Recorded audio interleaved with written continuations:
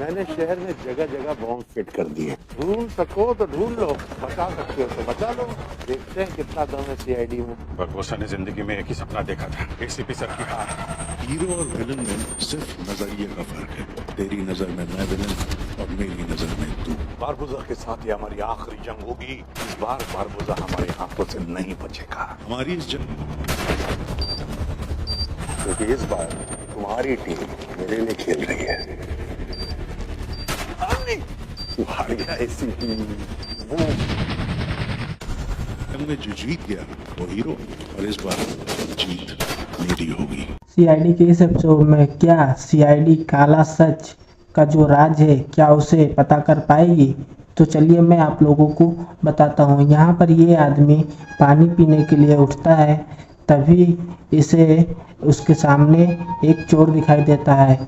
तभी वो एक किसी के पास वॉइस मैसेज भेज देता है। उसमें बोलता है कि मेरे घर में चोर घुस गया है, तुम पुलिस को इन्फॉर्मेशन कर दो और जल्दी से यहाँ पर आ जाओ। तो इससे कुछ गिर जाता है, जिससे वो चोर देख लेता है और इसे आकर मार देता है। तो यहाँ पर ये आदमी और ये लड़की कुछ बातें कर रहे थे ऑफिस से रिलेटेड। तभी इस बाहर कुछ हलचल का आवाज़ सुनाई देता है। तो ये आदमी उठकर बाहर की ओर जाता है और वहाँ पे आवाज़ लगाता है कि कौन है वहाँ पर। तभी वहाँ पर एक गोली चलने की आवाज़ आती है और ये आदमी मर जाता है। और तभी ये लड़की बेंच के नीचे बैठ जाती है। मतलब कि एक ही रात दो खून हो जाता है। तो क्राइम सीन पर दया और पूर्वी और पंकज आ जाते हैं और वहाँ पर उसका बेटा आ जाता है, जिसको वो टेक्स्ट मैसेज किया था। वो बोलता है कि मैं सोने से पहले मोबाइल को फ्लाइट मोड में कर देता हूँ, लेकिन रात को 10 बजे 11 बजे तक मैं अपने पापा से बात करके ही सोता हूँ। तो वो अपना वॉइस मैसेज सुनाता है जो उसके पापा सेंड किए थे। तो उसे सुनने के बाद वो बोलता है कि उनका कोई दुश्मन भी नहीं था, पता नहीं ये सब किसने किया है। इस क्राइम सीन पर अभिजीत, अवनी और भूमि भी आ जाती हैं। तो इस लड़की से पूछा जाता है तो आखिर यहाँ पे क्या हुआ था। तो बताती है कि हम कभी कभी सर लेट नाइट तक काम करते हैं, कभी कभी तो सुबह भी हो जाता है काम करते करते। फिर बाहर हलचल का आवाज़ सुनाई दिया, वो जाते हैं देखने के लिए। फिर मुझे गोली का आवाज़ सुनाई दिया। फिर मैंने सोचा अगर मैं भी गई तो मुझे भी मार देगा, इसलिए मैं यहाँ पर बेंच के नीचे छुप गई थी। तो दया और अभिजीत एक दूसरे से बातें करते हैं, अपने केस के बारे में बताते हैं। तो बोलता है दया कि यहाँ पर एक वास टूटा हुआ है।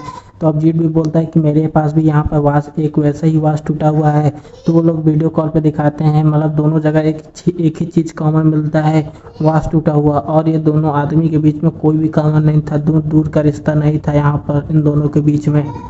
तो यहाँ पर ये लड़की फूलों में पानी डाल रही थी, तभी इसके पास एक मैसेज आता है कि मुझे तलाश है रॉयल्स की 2015 की वास, अगर तुम्हारे पास है तो मुझे दे दो। ऐसा मैसेज आता है। तो वो जाकर देखती है क्या मेरे पास वास है रॉयल्स की 2015 की। वो देखती है कि हाँ मेरे पास है। तो वो आदमी उसे ऑफर देता है, मैं तुम्हें इसका 5 लाख रुपए दूंगा, वो भी कैश ऑन डिलीवरी। तो वो लड़की मान भी जाती है। तो यहाँ पर अवनी देख रही थी कि एक वास और कोई भी खरीदना चाहता है और उसके मैसेज अवनी सब देख लेती है। और एक ऐसा वास दिखने वाला था जो कि एक दूसरा आदमी इसे खरीदना चाहता था। तो अभिजीत और दया बोलते हैं कि तुम इसका एड्रेस पता करो जल्दी से जल्द। तो कातिल का ये तीसरा विक्टिम हो सकता है मारने के लिए। तो अगले दिन लड़की अपने घर में काम कर रही थी जिसका नाम जेनिफर था। तो उसके घर का कोई बेल बजाता तो वो जाकर देखती है, तो आदमी आया रहता है उसे लेने के लिए वास को। तो वो बोलता है कि मुझे वास दे दो, मैं पैसा लेकर आया हूँ। लेकिन लड़की बोलती है कि मैं वो वास अभी नहीं दे सकी, तुमने बोला था मैं रात को आऊँगा, तुमने और अभी आ गए, और मेरे हस्बैंड भी नहीं है, मैं उनके बिना ये डील नहीं कर सकती हूँ, तो तुम रात को आना। तो वो बहुत ही ज़्यादा रिक्वेस्ट करता है, नहीं मुझे अभी चाहिए, मुझे बहुत ही ज़्यादा ज़रूरत है उस वास का। तो वो मान जाती है और सीआईडी वाले भी आते रहते हैं जेनिफर के घर। तो ना जेनिफर ना की फ़ोन ही नहीं उठाती है, उसकी जान का खतरा था। वो जैसे ही दे दी वास उसे, तो तोड़ने लगा उसे। उस तोड़ने के बाद सीआईडी मतलब दया आ जाता है। तो दया वो चाकू निकाल के मारने वाला ही था जेनिफर को, लेकिन नहीं मार पाता है क्योंकि सीआईडी वाले आ जाते हैं और उसे पकड़ने के लिए दया जाता है, लेकिन वो भाग जाता है। तो जेनिफर बताती है कि मुझे ऐसा कुछ भी नहीं पता है उस वास के बारे में। तो उसने बस मुझे मैसेज किया कि क्या तुम्हारे पास वो वाच है। तो मैंने बोल दिया हाँ मेरे पास ये वाच है, और मुझे वो 5 लाख ऑफर कर रहा था, इसलिए मैंने उसे देने के लिए तैयार हो गई। और मुझे ऐसा कुछ भी नहीं पता है उस वाच के बारे में। तो उसे बताया जाता है कि उस वाच में डायमंड लगे हुए थे, और इसी वजह से उसने तुम्हें 5 लाख का ऑफर दिया था। तो रॉयस के बारे में पता चल जाता है, तो उसके पास जाते हैं मिलने के बारे में। रॉयस कौन है, तो वो हॉस्पिटल में था, और वो उससे डॉक्टर बताता है कि ये अगले 5 सालों से कोमा में है, और इसकी बहन साथ में बैठी रहती है और बोलती है कि हाँ ये अगले 5 साल से कोमा में है, ये ना तो चल पाते ना ही बोल पाते हैं। तो इनसे तो इसकी बहन बताती है कि वो एक आर्टिस्ट है, लेकिन ये कोई वाच बनाते हैं मुझे नहीं पता है। तो दया बोलता है क्या मुझे आप ये जहाँ पे ये काम करते थे वहाँ पर लेके जा सकती हैं। तो वहाँ पर लेकर जाती है, वहाँ पर अच्छे से देखते हैं तो दया अभिजीत को कुछ पीछे की ओर दिखता है। तो वहाँ पर जाते हैं, तो वहाँ पर अच्छे से तलाशी करने के बाद एक चीज़ को हटाते हैं, तो वहाँ पर देखा जाता है कि चारों वाच का वो फिगर बना हुआ था जो वाच जैसे जैसे थे। उसके बाद एक वाच बाकी था और उस पर लिखा हुआ था काला सच।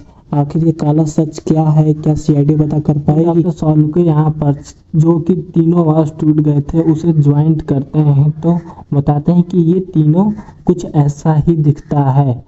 तो रेडी करने के बाद वहाँ पर सीआईडी के लोग मतलब दया अभिजीत सभी लोग आते हैं, और चारों जो फिगर थे उसे वाइट बोर्ड पे चिपका देते हैं और उस पर लिख देते हैं काला सच। और उसके बाद वो जो वाच किसके किसके घर पे था उसका नाम लिख देते हैं, साहिल और जेनिफर, मतलब जेनिफर के पापा क्रिस उनके घर, और एक नाम था लक्ष्य।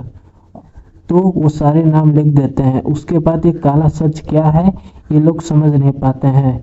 तो उसके बाद ये लोग सोचते हैं कि तो उसमें सारे नामों को लिखने के बाद उसमें लक्ष्य के नाम से ला, और साहिल के नाम से SA, और क्रिस के नाम से CH, तो ला सच बन जाता है। और जो बचता है का मतलब कबीर, मतलब कातिल का अगला विक्टिम कबीर है।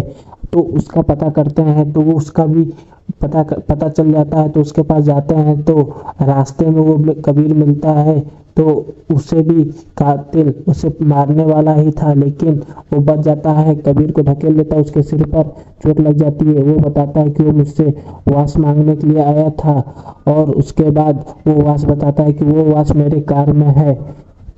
तो कार में ले जाने के बाद उस वाच को ले आने के बाद डॉक्टर सॉल्के के पास ले जाते हैं, तो उस वाच में इलेक्ट्रिक फ्लो हो रहा था। तो उसको बताते हैं कि ये ऐसा केमिकल या है जो कि साइड पे लगाने के बाद उस पर इलेक्ट्रिक फ्लो आने लगता है। तो कबीर से पूरा सच पूछा जाता है आखिर ये सब क्या बात है। तो वो बताता है कि हम लोग बहुत साल पहले 10 साल पहले 5 लोग मिलकर एक चोरी किए थे जो कि बहुत ही ज़्यादा सोना और पैसा था। तो उसे हम लोगों ने डिसाइड किया था कि क्रिस अपने ऊपर सारा इल्ज़ाम ले लेगा। उसके बाद हम लोग जब क्रिस जेल से छूट कर आएगा तो उस पैसों को आपस में बांट लेंगे। लेकिन जो रॉयस था वो लेकिन बोल रहा था कि हम लोग इतना देर कैसे वेट कर सकते हैं, हम लोगों को पैसे को बांटना ही होगा। तो रॉयस को धक्का दे दिया जाता है, तो गलती से नीचे गिर जाता है और वो कुआं में चला जाता है। और जो चाबी वो जिसमें इलेक्ट्रिक फ्लो हो रहा था, अब उसी से ही वो तिजोरी का खजाना निकलेगा। और वो तिजोरी कहाँ पर, खजाना कहाँ पर है, ये अभी हम लोगों को नहीं पता है। तो यहाँ पर क्रिस आता है रॉयस को मारने के लिए, लेकिन यहाँ पर रॉयस नहीं रहता है, अभिजीत रहता है। तो क्रिस को पकड़ लेता है।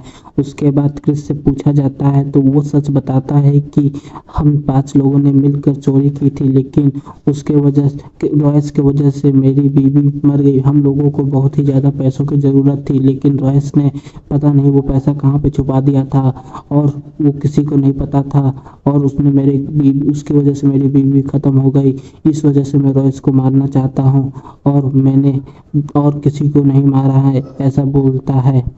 दया बोलता है कि मेरे हाथ में जो खुजली हुई है और इन्फेक्शन हुआ है, तो मैंने डॉक्टर से पूछा कि किस वजह से हो रहा है। तो बोलता है कि एक पेड़ है उसके वजह से वो इन्फेक्शन तुम्हें हो गया है। तो मैंने हॉस्पिटल में किसी को देखा था, ये खुजली उसको भी उसी हाथ में हुई थी जो जेनिफर के घर उस दिन मैं पकड़ रहा था, उसके हाथ पे भी वो पौधा छू गया था। तो डॉक्टर के साथ एक था जो 2 मर्डर किया था और जेनिफर को भी मारने वाला था वो भी था। तो पता चल जाता है कि ये सब कौन कर रहा है। तो वहाँ पर आते हैं तो वहाँ पे कुछ फायरिंग होने लगता है, बोलता है कि मैं कैसे भी करके ये पैसा लेके रहूँगा। तो वहाँ पे फायरिंग होने के बाद तो डॉक्टर को गोली मार देता है, अब जी तो मर ही जाता है। उसके बाद जो ये सब कर रहा था, जिसने 2 खून किया था, वो सच बताता है कि मुझे बस डॉक्टर्स ने जो सा बोला वैसा करने के लिए, क्योंकि मुझे पैसों की बहुत ही ज़्यादा ज़रूरत थी। मेरे घर में मेरी माता का बहुत तबीयत ख़राब था, इसलिए मुझे पैसों की बहुत ज़्यादा ज़रूरत थी, मैंने इसलिए ऐसा किया और मुझे ये सब करवाया गया है।